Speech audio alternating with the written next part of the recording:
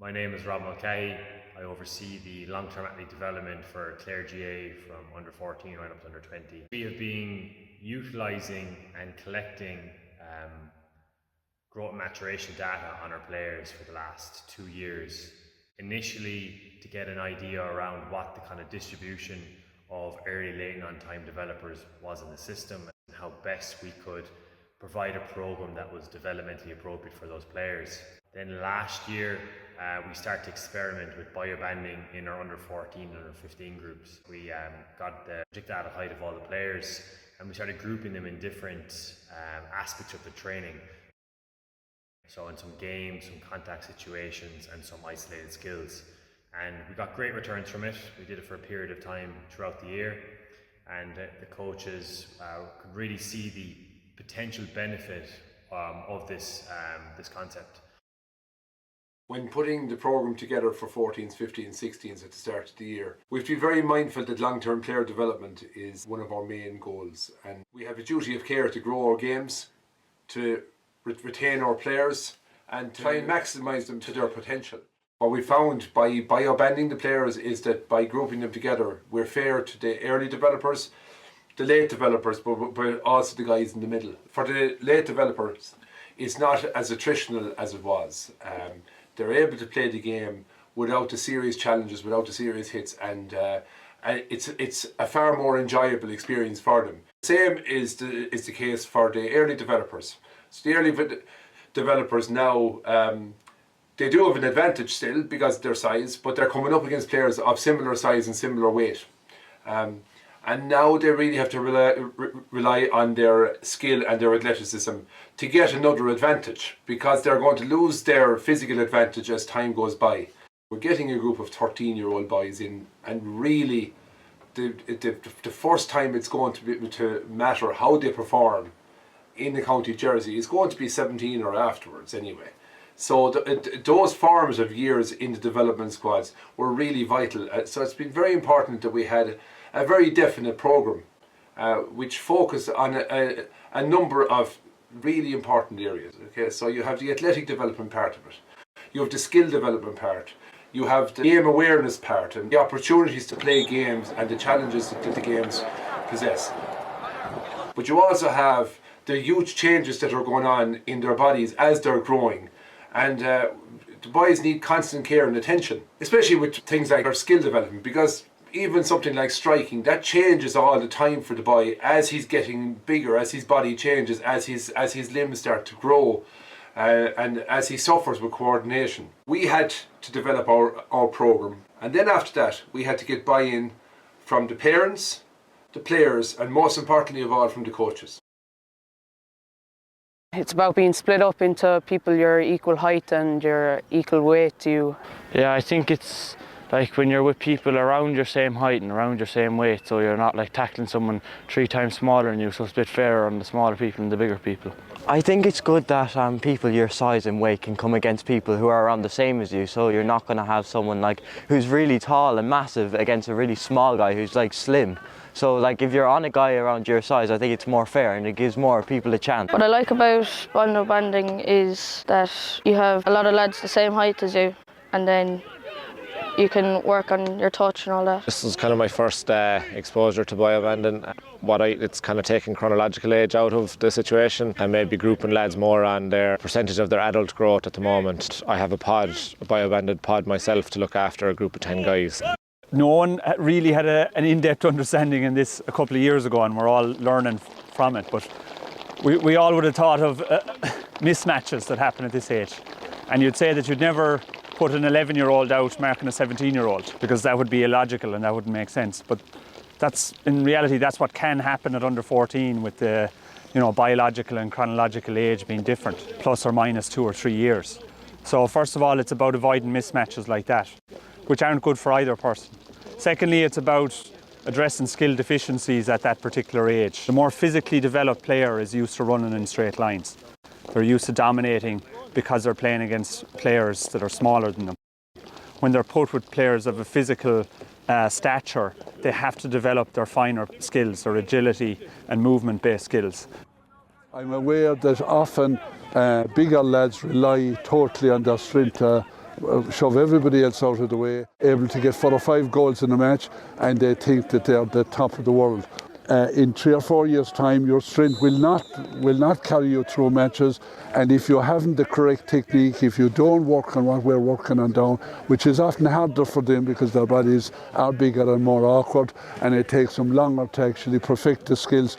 But I get the chance, the opportunity to get it into their heads clearly that if they don't develop their technique, they'll be wiped when they meet fellas as strong as them, or as big as them, or as fast as them. Putting the players into biobands has made the coach's job far easier because they're able to see far more like-for-like players than they would when it's just a large group of early developers, mid-developers and late developers. There's the physical differences between the different groups when you're coaching. I might coach the same thing 4 times in a session, and you'll notice huge variance between strength output, but endurance, flexibility, there's a big difference. So you have to adjust for the audience, I guess, and cater for the player. When you get a group of players together of a similar bioband, it's far easier to coach that group as one group and focus on a specific area at a time. So the feedback that we've got from the coaches is that this actually is making their job easier. When we've had condition games and they're kind of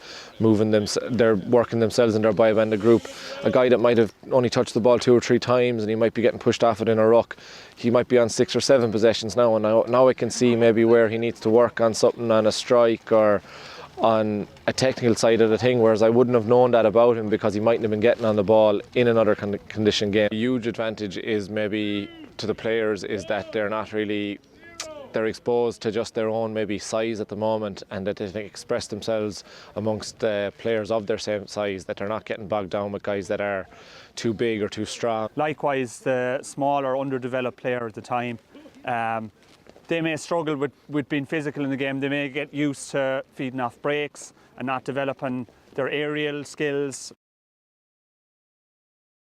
The quality was a lot better. Balls weren't dropping half as much, and it was a bit more physical. There was more hits going in than usually there would be at my club or school. The intensity and quality is like through the roof. You didn't have half as much time on the ball. There was always someone on you. You didn't have any time to think, really. It's more better when you're playing with people your own size because it's not as hard. When it comes to like possession games, you aren't being dominated by the bigger lads. It was a lot harder to make decisions, and they had to be the right decision or else the ball would be gone from you straight away. Then it's an even advantage in the rucks, like. It's good because I get to see what I need to improve on. Like if there's a smaller fella and he's turning me, I need to know I need to improve on my feet. So I think it's an advantage. Like. So the biobanding really, it helps address, first of all, mismatches, and secondly, it also within their own bioband, it helps them develop the skills that may have been lacking because of those mismatches. In the big match, some players can be very effective, and it may be because they have that physical advantage and they have the power to run through players in straight lines. And when they're challenged with like-sized players around them, you begin to realise that maybe their endurance isn't good because they have to oxygenate the bigger bodies.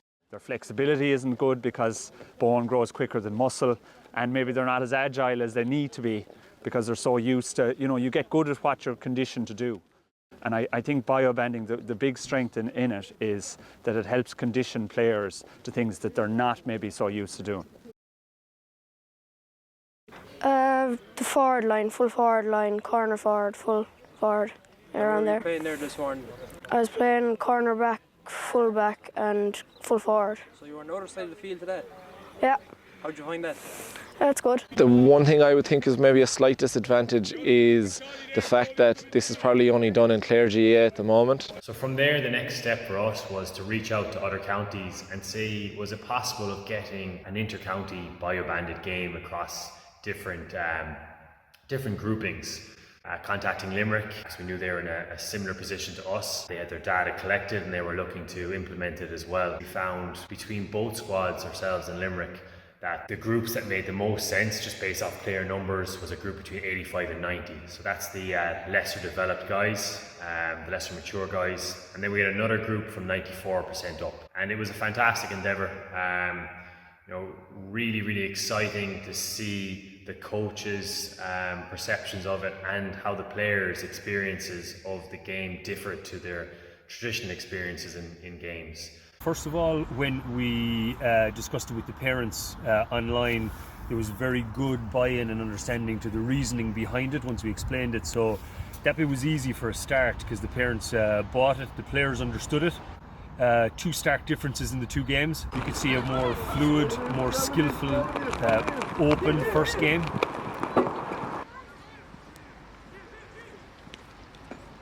I found two different sided games. The first game, we would call them the smallies, were quick, fast. The game was the speed of the game compared to the second one. The movement, and it was like they weren't afraid, they were making a bigger fella. They were catching balls out of the air where you wouldn't probably see them in a normal game. I suppose in the first game you saw more of players. They're getting on the ball that little bit more maybe than they would normally.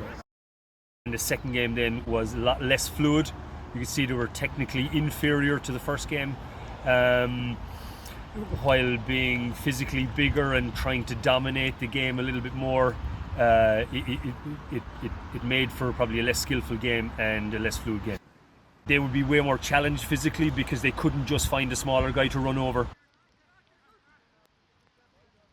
You could definitely see and sense in the first game that the late maturing boys were a lot more confident in and around contact zones, in and around aerial contesting, because they were pretty much playing against boys their own height and size. So there was a lot more confidence in them to put themselves out physically in the game, because there was less chance of them being smashed.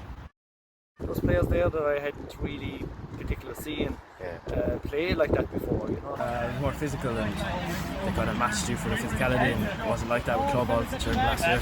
So would you say in a normal game you feel you're a bit of an advantage being as you say, more physical, stronger guy? Yeah, I would, yeah. And what was the big difference there then today?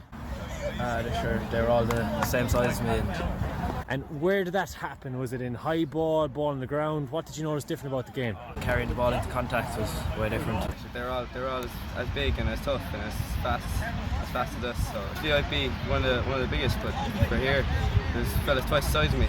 Just less time with the ball. Everyone had more drive to get to the ball, and they did better when they had the ball. You weren't going up against a fella who was 2 foot taller. Do you really get up to catch a ball and stuff? It was fair advantage kind of. It's even, it's more a skill game now because it's like everyone's as big as each other. It's a lot better in the rucks as well. It gives lads a chance to develop against lads of their own same height.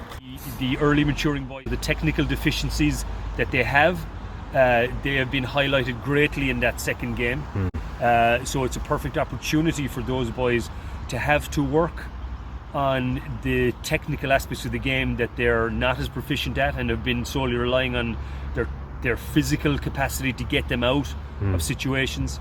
So it'll be really helpful to challenge them on a technical and tactical capacity.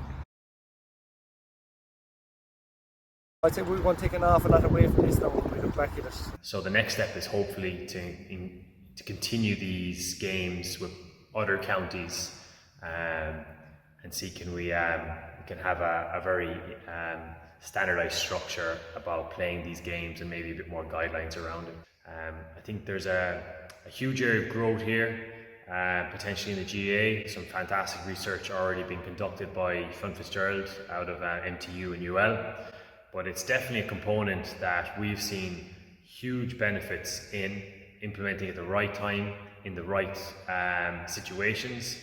It can definitely be very developmentally appropriate for players and can improve their experiences and improve the training that we can provide for them. So in the past, when we would have had just a Clare under 14 team and we would have been playing in competition and we'd have had to pick one team, generally we'd have picked the biggest, strongest, fastest, most athletic players, and we'd have left aside the late developers because they would have just been blown out of it in the competition. At the back of our mind, we've always known that the players who had the physical advantages at under 14, that was really only a temporary advantage that they had. We would have admired those players because they would have dominated games, but would have known that we were kind of neglecting them in one sense because it was probably too easy for them to play the game. With this new way of thinking, what we're going to do is we're going to bring a large number of players through a programme. We're going to give them a very specific programme. We're going to give them time to develop, plenty of game opportunities, and we're going to give them a lot of coaching around skill and also around athletic development. 14, 15, 16, they're the years when we really need to maximise the development of these players. We've always known this is the case, but what Rob has really done for us with this scientific research is he's given us the facts behind it. So he's given us a real purpose and strategy to our pathway. And BioBanding is a new and fantastic way for us to do that.